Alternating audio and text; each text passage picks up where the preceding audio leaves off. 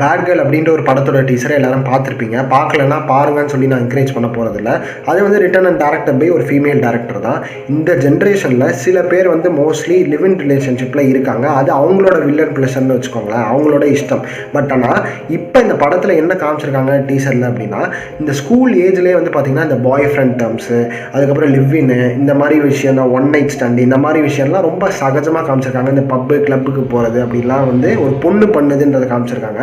சரி, அப்படியே வீட்டில் அவங்க தட்டி கேட்டாலும் என்ன சொல்லிடுறாங்கன்னா, நான் சூசைட் பண்ணிப்பேன், நான் பண்ணதெல்லாம் நீ தடுத்த அப்படின்னா நான் சூசைட் பண்ணிப்பேன்றதை ஈஸியாக சொல்லிடுறாங்க.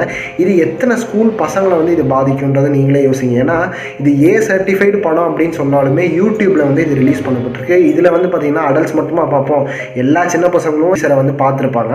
இது வந்து எவ்வளோ சமூக சீர்கேடான ஒரு விஷயத்த சொல்ல வருதுன்றதும் நமக்கு தெரியுது. அண்ட் மோரோவர் அந்த டேரக்டர் வந்து அந்த டீசர் லான்ச்சில் வந்து பேசும்போது வந்து பார்த்திங்கன்னா சில விஷயங்கள்லாம் அவங்களுக்கே கிளாரிட்டி இல்லாத மாதிரி இருக்குது. பொண்ணு வந்து ரொம்ப வந்து ஒரு ஃப்ளாடான கேரக்டர் அப்படி இப்படின்னு சொல்லிட்டு அவங்க பேட் கேர்ளாக குட் கேர்ளானே தெரியலன்றாங்க.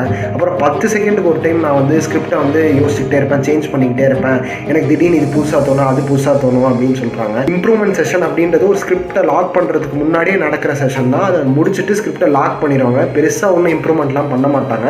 ஸோ ஒரு தெளிவான ஒரு ஐடியாலஜியோ ஒரு விஷனோ இல்லாமல் இந்த படத்தை எடுத்ததுனால அந்த ஆடியன்ஸும் போய் அதை தேட்டரில் பார்த்தாங்க அப்படின்னா அது அந்தளவுக்கு ப்ளீஸிங்காகவும் ஒன்றும் பெரிய விஷயத்தையும் சொல்லாத மாதிரியும் தான் இருக்குன்றதை நான் நம்புகிறேன். அண்ட் இந்த மாதிரி படத்தை என்கரேஜ் பண்ணுற ஒட்டிமானன் அவர்கள் இதை ப்ரொடியூஸ் பண்ணுறாரா அப்படின்ற மாதிரி தான் வந்து எனக்கு ஷாக்கிங்காக இருக்குது அண்ட் டிசப்பாயிண்டிங்காகவும் இருக்குது. ஸோ இதை நீங்கள் என்ன நினைக்கிறீங்க, அந்த இதை எப்படி பார்க்குறீங்கன்றதை நீங்கள் கீழே கமெண்ட் செக்ஷனில் சொல்லலாம். அண்ட் அந்த டேரக்டர் அடிஷனலாக வந்து என்ன சொல்கிறாங்கன்னா, பெண்கள்லாம் எப்பயுமே தூய்மையாகவும் நேர்மையாகவும் ரொம்ப திறமையாகவும் ரொம்ப பர்ஃபெக்ஷனிஸ்டாகவும் சத்தியத்துக்கு கட்டுப்பட்டும் இருக்கணும் அப்படின்னு ஒன்றும் அவசியம் கிடையாது. ரொம்ப கேவலமாக அடிமட்ட வரைக்கும் கூட போய் அலசலான்ற மாதிரி இன்டெரக்டாக வந்து அவங்க சொல்கிறாங்க. ஆண்களோ பெண்களோ இண்டிவிஜுவல் ஃப்ரீடம் அப்படின்றது எதுக்கு கொடுக்கப்பட்டிருக்கு அப்படின்றது நம்ம கையில் தான் இருக்குது. அதை எந்த அளவுக்கு ஸ்கெட்ச் பண்ணணும் அப்படின்றதும் நம்ம கையில் தான் இருக்குது. ஆஸ் அ ஃபிலிம் மேக்கராக every film maker as a responsibility and female film makers கண்டிப்பாக ஒரு அடிஷ்னல் ரெஸ்பான்சிபிலிட்டி இருக்குன்னு நான் சொல்லுவேன். அண்ட் இதெல்லாம் நம்மளுக்கு இல்லை அப்படின்னா அனிமல்ஸ் மாதிரி நம்மளும் சுற்றிட்டு இருக்கலாமே, நம்மளுக்கு சிக்ஸ்த் சென்ஸ் அப்படின்றது எதுக்கு கொடுக்கப்பட்டிருக்குன்றதும் எனக்கு தெரியல.